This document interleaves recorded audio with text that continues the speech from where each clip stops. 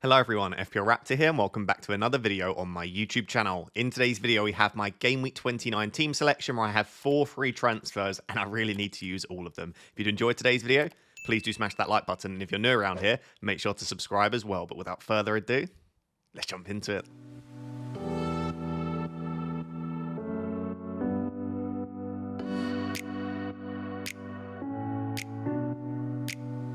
So today's video will actually be structured quite differently to a normal team selection video, and if you've watched the videos for a while, you know exactly how it is going through the defenders, midfielders, forwards. And if you haven't watched my videos before, it means you're new, so please do consider subscribing. But really, because we're planning a wildcard in 31, firstly, we're only looking 2 weeks, 29, 30, and we can't really plan for 30 anyway, because between 29 and 30, there's a massive break. And in Game Week 30, most of the teams that have a good fixture in 29 also have a good fixture in 30. What that essentially means is we are really just dealing with an attack in Game Week 29. So there's not that long-term planning element. And also, because it's a blank week, also with players that are injured, you're just dealing with the issues at this point. Most people are anyway, unless you've planned perfectly, aren't making luxury transfers too much. Even me with 4 free transfers, I really need to use all of them to sort out the issues. So rather than going through all of the players in detail, there's no point me sitting here and saying, I'm going to keep Jordan Pickford. Of course, I'm keeping Jordan Pickford. So players that will not be sold for me this week: Pickford, Robinson, Gabriel, sadly, Enzo Fernandez, because I just don't have the luxury to deal with him, Brian Mbeumo, Chris Wood, Daniel Munoz, Mohamed Salah, and Fabianski. I think it's those 9 there. Those are the 9 that will not be touched at all because they're either good for this week, have a fixture, or I just don't want to sell them in the long term. In terms of the players that could leave my team this week, Trent obviously picked up an injury in the Champions League and is also blanking in 29. It sounds like he might not even be back for 30, and he's very expensive. So selling Trent makes a lot of sense. Vandenberg's an interesting one, right? Because with Vandenberg, he is back in training. Actually, on the official site, he's still got an orange flag. But now that he's back in training, I expect that to become a yellow flag soon. I don't think he starts, but could he get minutes? Absolutely. So he's a bit of a tricky one. I don't expect him to get more than 1 point if he starts or he comes off the bench. It's probably the same situation because we expect Bournemouth to score lots of goals. So Vandenberg is also a potential issue. In the midfield, Dango is an issue because he's not really in the starting 11. Yes, he could start a game, potentially even Ipswich in 30, but I don't really want a player that when I'm looking at the team sheet, I don't expect them to be in it, especially when they take up such a valuable midfield slot in the team. So Dango's an issue.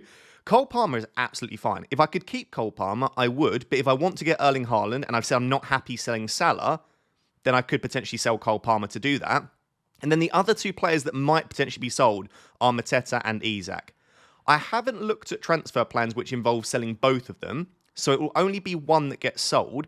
I think because I have so much money tied up in ISAK, it makes most sense to keep ISAK and sell Mateta. I have 0.3 tied up in Mateta. I bought him at 7.2 and he's 7.5 now. ISAK, I've got currently 0.9 million. So what that means is I would lose about 0.2 million if I sell Mateta and buy him back, and I'd lose about 0.4, 0.5 if I sell ISAK and buy him back.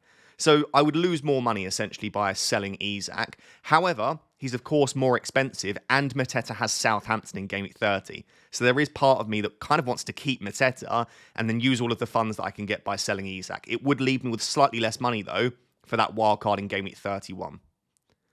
I know I've just run through that very quickly. All of that to basically say I'm going to sell the players that are blanking and injured and keep the players that are not. But what I wanted to spend most of the time today looking at, therefore, is the possible transfer options, because I have so many combinations of transfers I can do. Whether I sell ISAK or Mateta, that changes things. Whether I sell Trent all the way down to a cheap defender, that gives me more funds in the midfield. Do I sell Dango? Do I sell Vandenberg? So there are so many transfer combinations, it's driving me crazy. So that's where I need your help today.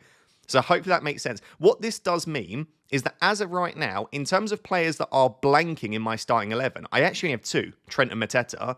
Vandenberg is a possible issue though, and then Dango is a possible issue in terms of not many minutes. So I am pretty confident here I can get at least 10, probably 11 players with my free transfers, and therefore probably don't need to take a hit. So the team isn't in an awful spot, despite not looking good right now. So let's take a look at those possible transfer options. So the first thing I want to do is apologize for the very busy screen, but hopefully you can just sort of direct your attention to one option at a time. The reason I wanted them all on the screen is to have a bit of a comparison point about how they differ. I am going to discuss in a second. I am leaning towards 2 options slightly more than the other 2. So once I've gone through all 4 options, I'll then focus on those 2, how they differ and which one I'm currently leaning towards. I would love your help as always. Which options do you prefer? 1, 2, 3, 4? And is there anything that I've not potentially considered here? And would you take a hit? I'm not completely averse to a hit, but when I look at it, I don't necessarily think it's worth it once I make the set of 4 transfers. So again, I have 4 free transfers, so all of these sets of transfers are for free. Option 1, I've called the obvious option, because for me, selling Trent makes a lot of sense. Selling Palmer if I want Haaland makes sense. Selling Mateta over ISAK due to the money makes sense. And Vandenberg is my biggest issue outside of Trent and Mateta in my starting 11 not playing. So I'm dealing essentially with my 3 biggest issues in my team this week, and then using the funds from Palmer to get to Haaland. Not only that, but probably the key player that I don't currently own right now is Kluivert. So I get Kluivert in this option. I get Gvardiol and Haaland for Brighton at home and Leicester at home. And then all I have to do is sell Vandenberg to someone up to 4.3. I could, by the way, go for Mazraoui as things stand. Could be an interesting option. But I've put Agbadou here because I might be priced out by that point. And also, I think Wolves against Southampton have a chance for a clean sheet. So this is the obvious one. I wouldn't say boring necessarily, because I still get Gvardiol, who I think is a great option. I get Haaland in there. But it's the one that, right at the start of the week, I was like, this is probably what I'm going to do with my team.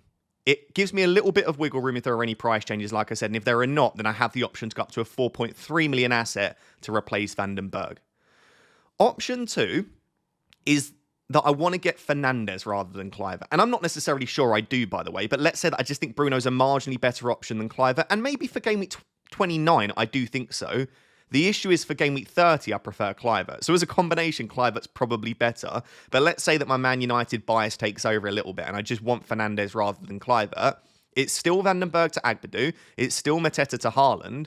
But in order to fund the Palmer to Fernandes part, I would have to do Trent to Cresswell, who I think will start for West Ham over the next couple. He's playing in that left centre-back role. At the moment, West Ham are playing a back 5 with Scholes at left wing-back. He could definitely get something in this game. And he's takes some set pieces. He's got a great left foot, as we know. He's got a brilliant delivery. And as left centre-back, he does still get into some crossing positions. I just think, is it worth the sacrifice going for Cresswell over Gvardiol to get Fernandes over Kluivert? When it comes to game week 30, this week I'll be very happy to have Fernandes. But then it will come to game week 30 and I think I'd probably rather have Kluivert against Ipswich, right? So that's my only concern with this combination, is that I think I still want Kluivert. That then brings me to option 3. This is a really spicy one, but it does come with issues. This is, I want Kluivert and Fernandes, right? Because I think Kluivert is the one that I really should be going at and buying. He's the man on the thumb now. He's very highly owned. He's on penalties, set pieces, 2 home fixtures, including Ipswich in 30. I should really go and get Kluivert, but I also want Bruno. So the potential way to do that then is to firstly sell ISAK rather than Mateta. So you can see option 3 is the only one which involves selling ISAK, because I would only sell ISAK over Mateta if I really need to. But then also not dealing with the Vandenberg issue. This would mean I either play with 10 if Vandenberg doesn't play, or I would have to take an additional, then a -4 hit to sell Vandenberg to someone like Agbadou.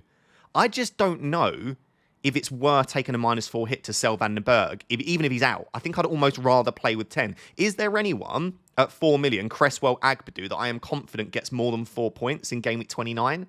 Not massively. And it's not like I necessarily desperately need them for game week 30 either. So what option 3 essentially is selling ISAK and Palmer. So 2 good assets that I have money tied up in. And it would be Trent to Nico Williams. I like this immediately because I get some Forest defensive coverage, which is really nice. I only have 0.1 in the bank right now. So if price changes ruin this for me, which they could, then I could simply move to like a Mazraoui instead. But Trent to Nico Williams, I would then, because I'm not selling Vandenberg, be able to do Dango to Kluivert for free. That feels like a huge upgrade. I'm not a massive fan of selling Dango for a hit because he could do something off the bench and he might start. You never know.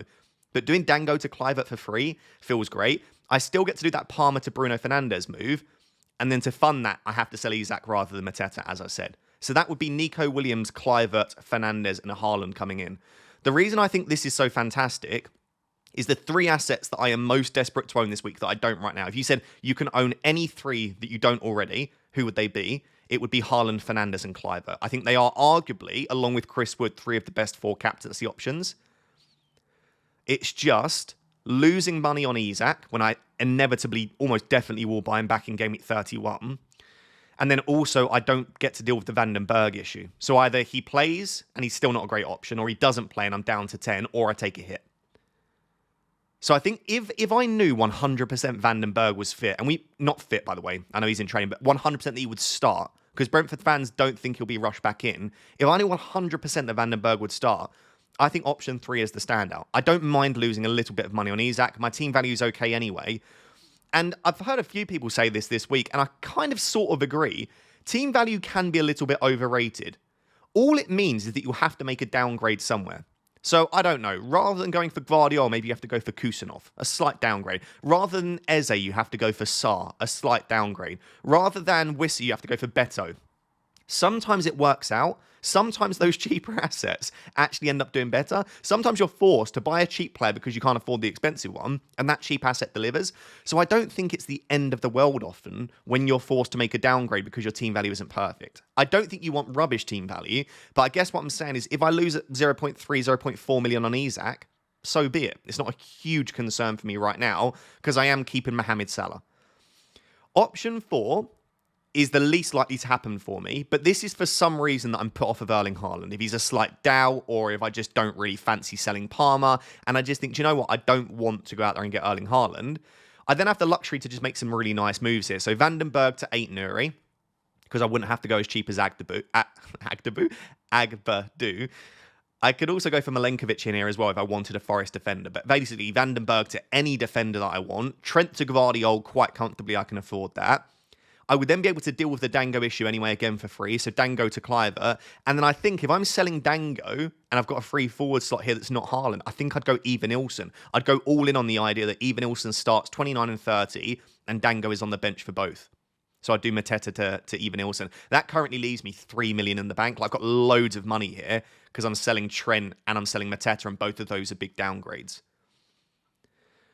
I just think I want Erling Haaland. I think I want to captain him. I think I want to probably captain him in 30 and take on that Salah risk. I'm going to own Salah, so the risk isn't as high for me as it is for someone that's selling him. But I think at the moment, the plan, with many weeks until game week 30, is to take on that risk and captain Erling Haaland. So, if I was to put that together right now, 4 is the least likely to happen for me, because I want Erling Haaland. I would then say 2 is the second least likely to happen, just because I want Justin Kluivert. So at the moment, my 2 options are option 1 and option 3. These are the 2 that I'm really choosing between.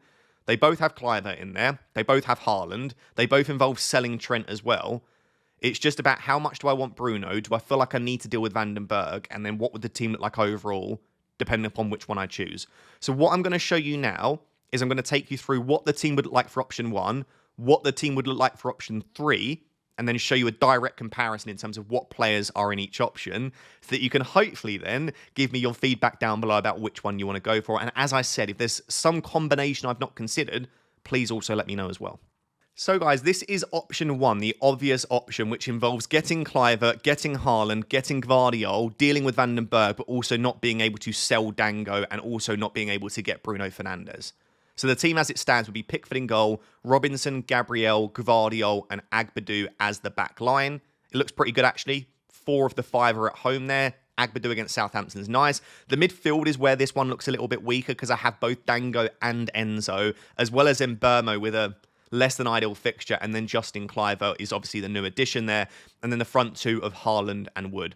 Of course, the bench then in this team would be Salah, ISAK, and Munoz. So I'd be keeping ISAK and selling Mateta. This leaves me at the moment 0.1, I think it's actually 0.3 in the bank on this one at the moment. But again, I have the option to pivot away from Agbadu if I want to get a slightly more expensive defender. So again, what I like about this, don't lose the money on ISAK. The defence looks pretty strong, getting Gvardiol and a Wolves defender in there as well. And I get Kluivert. What don't I like?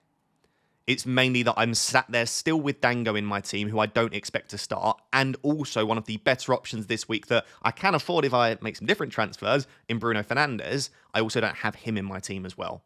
But it does almost definitely give me 11 players that will play some minutes. Like, Dango won't start, but he'll play some minutes. So that's option 1. I'm now going to move over to the second team, which would be option 3, and then show you a direct comparison between the 2. So guys, this is option 3. So this is the option where I get Bruno, sell Dango, but leave Van den Berg in. So the team here would read as Pickford, Robinson, Gabriel. Nico Williams would be there instead of Gvardiol, and then I'd obviously still have Van den Berg in the team. I could, again, sell Van den Berg for a hit if I wanted to. The midfield is then Fernandes, Mbeumo, Enzo, Kluivert. So rather than Dango, there's Fernandes in there, which feels like a big upgrade. And then the front two is essentially still Haaland and Wood. This time, though, the bench is Salah, Mateta, and Munoz, because I would have to sell ISAK to fund that Bruno move there. I do think that if Van den Berg, again, was 100% fit, this does look more appealing. But considering that there's a chance that he doesn't start, doesn't get any minutes at all, it's like, is it worth doing this route to potentially have 10 or then take the hit to sell Van den Berg? So that's a decision that I'll have to make myself, and I'd love your feedback again. So the final thing to then look at is, well, what is the actual player comparison? What are the players that I have in 1 that I don't have in 3, and then compare between the two? So I've tried to simplify it as much as possible, not only for you watching, but also for me, because there are so many combinations. I was like, what is the actual difference between option 1 and 3? Rather than looking at the teams massively, there's actually only 4 differences between them. So in option 1, I have Agbadou. In option 3, I've got Van den Berg. Obviously, straight up, Agbadou is the better option there. In option 1, I've got Gvardiol. In option 2, I've got Williams. I think that's quite close, but obviously I would prefer to have Gvardiol if I had all of the money in the world.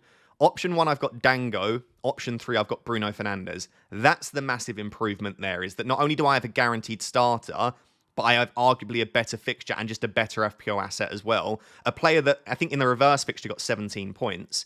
And then the other difference is ISAK versus Mateta. Now, I think ISAK's a better asset than Mateta, but across the last 6 weeks, Mateta has 0.85 XGI, ISAK 0.33. Almost 0.5 XGI per 90 more for Mateta than ISAK. He's playing better at the moment, and arguably so are Palace. And in Game Week 30, Mateta's got Southampton, ISAK's got Brentford. I'd prefer to have Mateta. So I do lose the money on ISAK, but as things stand with Gordon and Hall out for Newcastle, I would arguably prefer to have Mateta in Game Week 30, so I don't mind that too much. So I would love to know which way you would lean on this right now. If I was to make the decision right this second, I actually think I want to chase a little bit of a higher ceiling and go for option 3. Because with option 3, rather than use a transfer doing something like Van den Berg to Agbadou, I'm using a transfer doing like Dango to Bruno Fernandes. Like, that's a much higher upside move in my opinion, unless Agbadou goes and gets a 15 pointer, which he probably will now. So yeah, I would say I'm probably 60% option 3, 40% option 1, 30% option 1, and then like 10% doing one of the other options. But please let me know what you would do if this was your team. I'll of course confirm this on the deadline stream on Saturday. By the way, it's a 1:30 p.m. deadline, so the deadline stream will start at 11:30. There is no early kickoff on Saturday. So hopefully see you on that stream. Just to show you what then my AI recommended transfers are, courtesy of Fantasy Football Hub. And if you want to get access to Fantasy Football Hub and your own recommended transfers, there'll be a link down below in the description. They recommend selling Salah. And a lot of algorithms, pretty much all algorithms, will probably recommend selling Salah. They don't have that emotional attachment to FPL. And what they will view it as is he doesn't have a fixture this week, he doesn't have any predicted doubles coming up, and he's a lot of money. And he's the easiest way to fund going and getting Erling Haaland. So I understand it. I just don't want to do it. I want to keep Salah myself. I don't want to not own the best player in arguably world football, at least in the Premier League at the moment. So my options, if I did this, would be selling a Salah to someone like Semenyo. That would fund Mateta to Haaland and then Van den Berg to Gvardiol. They don't even recommend making a 4th transfer. And I respect it. I like it. This would help a lot. This would give me a very good team. And it would give me 11 players as well for Game Week 29. So maybe I should consider selling Salah more and keeping Palmer, because at least Palmer's got a fixture.